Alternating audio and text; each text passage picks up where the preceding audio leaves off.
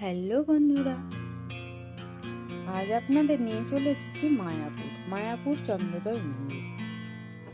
হরে কৃষ্ণ, রাধে রাধে। তো আমি যেভাবে গেছিলাম আমার অভিজ্ঞতার কথা আপনাদের শেয়ার করছি। কলকাতার এদিক থেকে যেহেতু আমি গেছিলাম, তো কৃষ্ণনগর লোকাল থেকে নেমে অটো করে মায়াপুর ফেরিঘাট গেছিলাম। ফেরিঘাট থেকে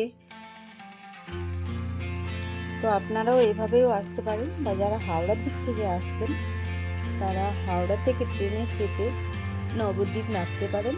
নবদ্বীপ থেকে আপনারা শুরু করলে প্রথমে নবদ্বীপ দেখলেন, তারপরে মায়াপুর দেখবেন। আমি যেহেতু মায়াপুরের দিক থেকে গেছিলাম, তো মায়াপুর আগে দেখেছি, পরে নবদ্বীপ দেখেছি।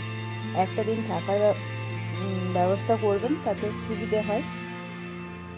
থাকার প্রচুর হোটেল রয়েছে, 500 থেকে 1000-এর মধ্যে ভালো ভালো হোটেল পেয়ে যাবে।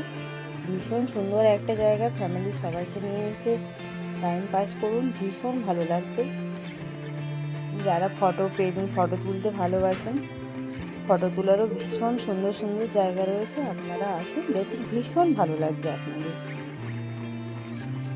মন্দিরে 12টার মধ্যে কুপন কেটে প্রসাদের খাওয়ানোর ব্যবস্থা রয়েছে। তো যারা প্রসাদ খেতে চান তারা 12টার মধ্যে এসে কুপনটা করে নেবেন, করে তারপরে প্রসাদ খেতে পারবেন। আমি যেহেতু ক্যামেরা করতে পারিনি, তাই দেখাতে পারলাম না।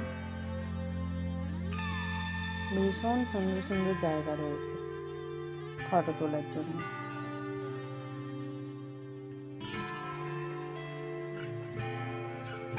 তো আপনারাও চলে আসুন আর আপনাদের কেমন লাগবে জানাতে কিন্তু ভুলবে না।